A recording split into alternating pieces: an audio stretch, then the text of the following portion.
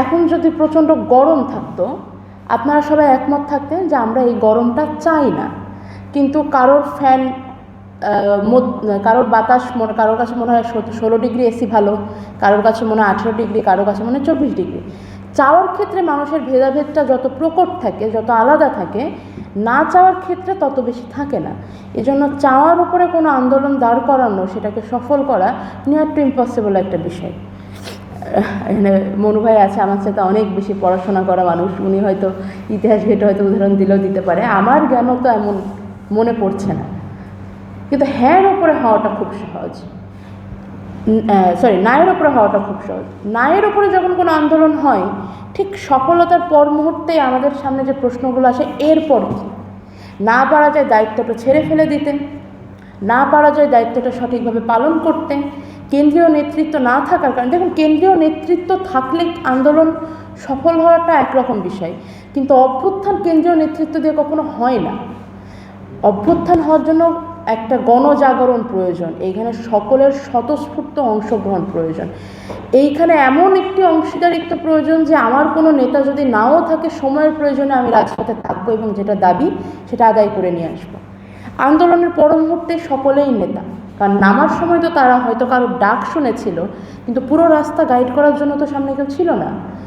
তো এই যে বিষয়গুলো, যে আন্দোলনের পর মুহূর্তে এই কে কতটা করেছে, কার কতটা অধিকারের বিপরীতে কার কতটা দায়িত্ব এবং কার কতটা দায়ভার, যদি কোনো কিছু উল্টাপাল্টা হয় তার জন্য দায়ভার কে কতটা নেবে, এই হিসাবটা বেহিসাব হয়ে যাওয়ার কারণেই আন্দোলন পরবর্তী সময়ে আমরা এই তেওয়াজগুলো দেখি। বর্তমানে আপনাদের এই যত আলোচনা সভা হয়, অনেকেরই প্রশ্ন, অনেক আলোচনা এগুলোর পর দিয়ে আন্দোলনকে আদৌ সফল ছিল কিনা, যেই বাংলাদেশের স্বপ্ন দেখে আমরা আন্দোলনে নেমেছিলাম, সেই বক্তব্য লম্বা হলে সমস্যা নাই তো আশা করি, যে স্বপ্ন দেখে আমরা আন্দোলনে নেমেছিলাম, সেই স্বপ্ন আমাদের পূরণ হয়েছে কিনা। এইখানে আমার এটা বলার, সামনে সামাজিক এবং রাজনৈতিক পরিমণ্ডলটার নেতৃত্ব দিবেন, তাদের জন্য এটা আপনারা যখন আন্দোলনে নেমেছিলেন, তখন আপনি জানতেন না আপনার পাশের জন কোন স্বপ্ন চোখে নিয়ে নামছে।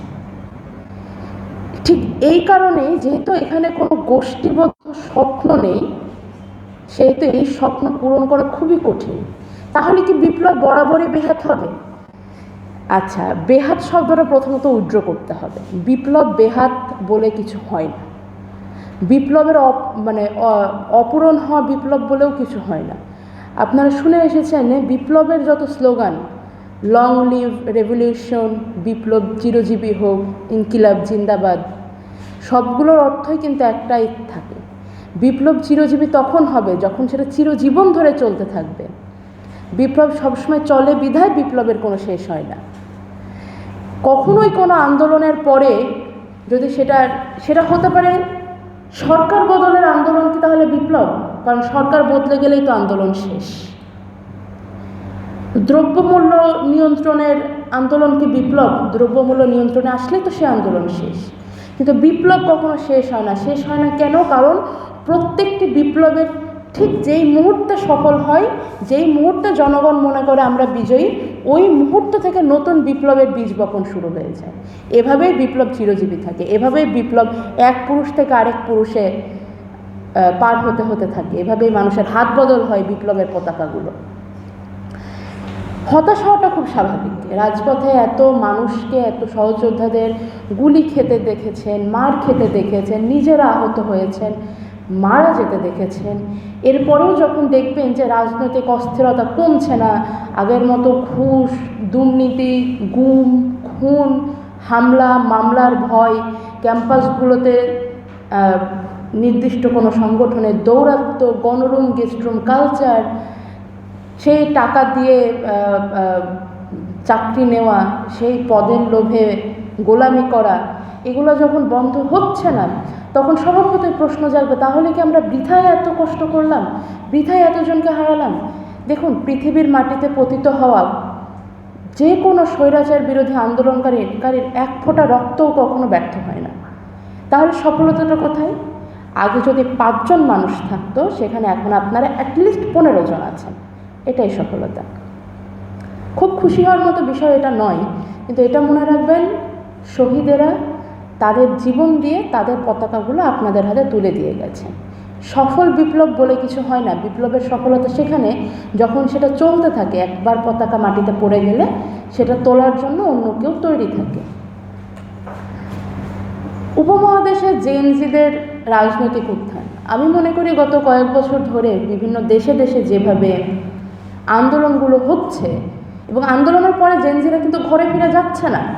তারা রিলস দেখছে, তারা টিকটক বানাচ্ছে, তারা ফেসবুকিং করছে, ডুম স্ক্রলিং করছে, কিন্তু তারা সেখানে প্রশ্ন করছে যে এমনটা তো হওয়ার কথা ছিল না, এমনটা কেন হচ্ছে। আমার কাছে মনে হয় রাজনৈতিক উত্থানের আলাপটা এখানেই। আরেকটা বিষয়, আমরা যারা জেনজি, বিশেষ করে আমি এখানে একটু আমার কথা যদি বলি, আমি খুবই হতাশ, এবং আমি খুবই হতাশা, রাগ দেখিয়েছি আমার সিনিয়রদের কাছে, আমার আগের জেনারেশনের জন্য। আমি এই কথাটা অনেক জায়গায় বলেছি, ক্ষোভ থেকে বেশিরভাগ সময়, যে আমাদের জেনারেশনকে যে রেড পিল লাইফ ফিড করতে হচ্ছে, আমাদের জেনারেশনকে যে ঝুঁকি বেছে নিতে হচ্ছে, আমাদের জেনারেশনকে যে কারেঙ্গে ইয়া মারেঙ্গে মুডের মধ্যে যে বাঁচতে হচ্ছে, এই জিনিসটা মহৎ হতে পারে, জিনিসটা অ্যাডভেঞ্চারাস হতে পারে, জিনিসটা টেস্টি হতে পারে, জিনিসটা সেক্সি হতে পারে, জিনিসটা স্টাইলিশ হতে পারে, কিন্তু কমফোর্টেবল মোটেও না। আমাদেরও অধিকার ছিল শিল্প, সাহিত্য, সংস্কৃতি এবং নিশ্চিন্ত একটি অর্থনৈতিক ব্যবস্থার মধ্যে দিয়ে জীবনযাপন করার। আমাদেরও অধিকার ছিল বাংলাদেশের রাজনৈতিক পরিস্থিতি কোন দিকে যাবে না যাবে সেদিকে একটু কম নজর দিয়ে 5টা গাছ বেশি লাগানোর, কিংবা গাছের দিকে 2 ঘন্টা তাকিয়ে থেকে ফুলটা কীভাবে ফুটছে সেটা নজর করার। এই অধিকারটা আমাদেরও ছিল। আমাদেরও অধিকার ছিল স্কুলের মিড ডে মিলে ওই পচা চালের ভাতের বদলে সঠিক সুষম খাবার পাওয়ার। কিন্তু আমাদেরকে রেড পিলটা খেতে বাধ্য করা হয়েছে। আমরা বাধ্য হয়েছি কারণ আমাদের আগের দুটো প্রজন্ম আইদার তারা ব্লু পিল বেছে নিয়েছিল, নয়তো তারা ভাবেইনি পরবর্তী প্রজন্মের কথা।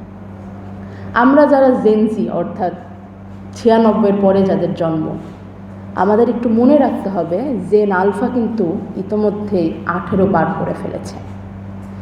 আমাদের আগের প্রজন্মের সাথে আমাদের যে দূরত্ব, আমাদের পরের প্রজন্মের সাথে যেন সেই দূরত্বটা আমাদের না থাকে। আমরা যে অভিযোগগুলো করি সেই অভিযোগগুলো যেন আমাদের নিয়ে তারা করার সুযোগ না পায়। আর কি বলবো, আপনাদের কিছু জানার আছে?